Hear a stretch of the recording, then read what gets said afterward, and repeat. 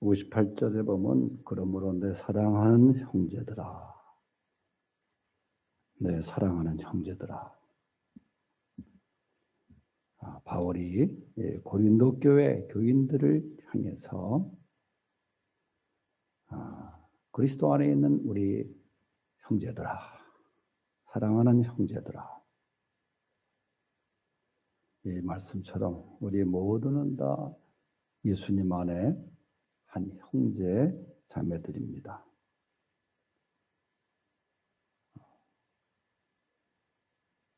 그러면서 바울이 이 고린도 교회 성도들에게 이어면서 부활에 대한 말씀을 이제 쭉 하면서 이제 간절한 권면을 합니다.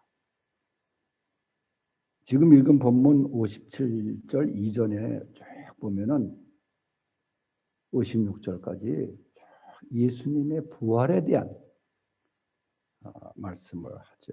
그래서 지난 주간에 주일날 말씀드렸지만은 이 15장은 이제 부활장이라 그렇게 얘기를 하잖아요.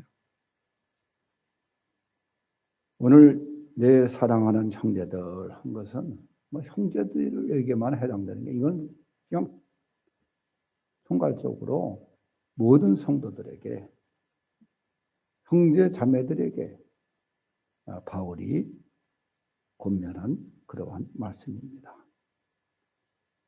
이 말씀은 고린도 교회 성도들뿐만 아니라 오늘 우리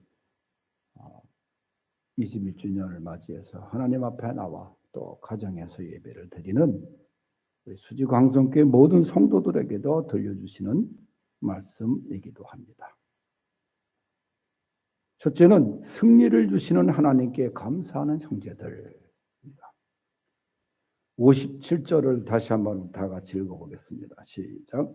우리 주 예수 그리스도로 말미암아 우리에게 승리를 주시는 하나님께 감사하노니. 아멘. 고난당하시고 십자가에 달려 죽으시고 무덤에 갇힌 예수님을 보면서 세상은 모든 것이 끝났다고 생각했어요. 당시 종교 지도자들은 예수님이 이제 완전히 끝난 것으로 패배한 것처럼 보였습니다. 예수님이 그렇게 십자가를 지고 그 다음에 그 무덤에 갇히고 돌로 탁 맞고, 그들은 이제 이것으로 예수는 끝났다. 그러나 주님은 말씀하신 대로 무덤에 장사된 지 사흘 만에 부활하셨어요. 주님의 부활은 죄와 사망의 죄에서 그로 인해서 영원히 죽을 수밖에 없었던 우리들을 해방시켜 주셨고, 또 우리에게 부활의 소망을 안겨 주신 것입니다. 그러므로 예수님의 부활은 죄와 사망에서의 승리를 말해주는 것입니다. 오늘 말씀에 나오는 것처럼 우리는 부활하신 예수님으로 말미암아 승리를 경험하게 된 거예요. 요한복음 16장 33절에 보면은 내가 세상을 이기었노라 예수님이 말씀하셨습니다. 부활이 주는 승리가 예수님으로부터 우리에게 주어진 거예요. 그래서 이 승리를 주신 하나님께 감사하라. 이 승리를 주신 하나님께 감사하라. 사랑하는 내 형제들아, 승리를 감사하라. 감사하는 자들이 될 수 있길 바랍니다. 두 번째는 견실한 믿음을 지닌 형제들을 말합니다. 본문 50절 상반절에 보면은 이런 말씀이 있어요. 형제들아, 58절 상반절에 보면은 그러므로 내 사랑하는 형제들아 견실하며 흔들리지 말고 그랬어요. 견실하며 흔들리지 말고. 이 견실이라는 말은 견고하다는 말이에요. 당시 고린도 교회 내에는 신앙을 흔들어 놓는, 교회를 흔들어 놓는 세력들이 있었어요. 그 세력들이 어떤 세력이냐? 바로 반부활론자들입니다. 예수님의 부활을 믿지 않고 부정하는 자들이에요. 그러한 자들로 인해서 흔들리지 말고 견고한 믿음을 지키라. 오늘날도 이러한 교회를 흔드는 세력들은 많이 있습니다. 이단 사입이 겉으로 보기에는 기독교인 것처럼 보이지만은 실상은 그렇지 않은 세력들이 이 교회를 흔들고 있는 거예요. 우리 교회 주변에 있는 교회 중에서도 어느 교회라고 제가 얘기 안 하지만은 이상한 교리를 퍼뜨리면서 그저 교인들을 다 그 교회 근처로 이사 오게 만들어 놓고 그러면서 그저 이상한 말씀으로 현혹시키고 그래서 가정을 어지럽게 하고 하는 교회들의 이야기가 지금 나타나고 있어요. 고린도 교회도 그랬어요. 그저 이러한 혼란스럽고 어지럽게 했던 세력들이 있다는 거예요. 그러한 자들로 인해서 흔들리지 말고 견고한 믿음을 지키라. 이 견고라는 말은 여러분 말씀드린 대로 아주 튼튼한 걸 말한 거예요. 반대는 뭐예요? 부실로 얘기할 수가 있죠. 겉으로 보기에는 그럴듯한 건물인데 이 부실한 건물들은 때로 시간이 지나면 그저 무너지기도 하고 금이 가면서 그런 아주 모습으로 전락하게 되는 거예요. 여러분 과거 우리나라 대형사고 중에 그 삼풍백화점이나 성수대교 같은 그 붕괴 사고를 보면은 공통점이 뭡니까? 다 견고한 건물이 아니라 부실한 공사에서 시작된 결과였습니다. 다 견고하지 못하면 무너지는 거예요. 오늘 말씀에 나오는 것처럼 부활하신 예수 그리스도를 통해서 말미암아 그 말씀을 붙들고 우리는 견고한 믿음으로 나갈 수 있어야 되는 것입니다. 견고하지 못한 믿음은 흔들리게 돼 있어요. 이건 믿음이 있는 건지 없는 건지 분간이 잘 안 돼요. 제가 군대 생활할 때 사령부에서 군대 생활을 하다가 제대 6개월 전에 마지막 예하 부대로 교회를 맡아서 포천에 있는 그 수송부대 수송교회를 섬긴 적이 있었습니다. 사령부에 군목이 딱 한 사람이었고 그러니까 그 여러 예하 부대에 있는 부대 중에 그 교회를 섬길 사람이 부족했을 때 제가 이제 자원 요청을 해서 제가 제대 전에 좀 가고 싶다. 그래서 제가 간 적이 있었는데 그때 제가 재미있다고 보다는 좀 황당한 일이지만은 그 본부중대에 있는 어느 병사 하나가 이 카드를 보니까 신앙 카드를 보니까 이 친구가 교회에서 먼저 세례를 받고 그 다음에 천주교 신부가 오니까 또 영세도 받고 법사가 오니까 또 수계까지 받았어요. 세 가지를 다 받은 친구가 있어서 제가 참 희한한 그 기록을 보고 그 친구에게 물었어요. 아니 도대체 뭐냐 도대체? 예? 기독교를 믿는 거냐? 불교를 믿는 거냐? 천주교를 믿는 거냐? 그때는 이 친구 대답이 기억나는 게 천국 못 가면 극락이라도 가야 된다는 생각에 자기가 다 받았다는 거예요. 물론 그 친구가 지금 천당에 가 있는지 극락 가 있는지 모르겠습니다만은 이게 얼마나 웃기는 얘기예요. 예? 믿음이라고 볼 수 없는 거 아니겠어요? 저 군대 얘기 하나 더 하면은 그 훈련소에서 각 종파에서 훈련병들을 이제 자기 종파로 많이 오게 하기 위해서 이제 물량공세를 펼칩니다. 물량공세라고 하는 게 뭐냐? 그저 훈련병들이 훈련 중에 배가 고프니까 교회에서 초코파이 하나 주면 법당에서 3개 주고, 그 다음에 뭐 5개 주고, 그래가지고 그 초코파이 개수에 따라서 종교가 막 왔다 갔다 거리는 데가 훈련소예요. 심지어는 거기에 장로님 아들, 목사님 아들까지도 그저 법당에서 통닭 중다하면 법당으로 간다는 얘기를 제가 들었어요.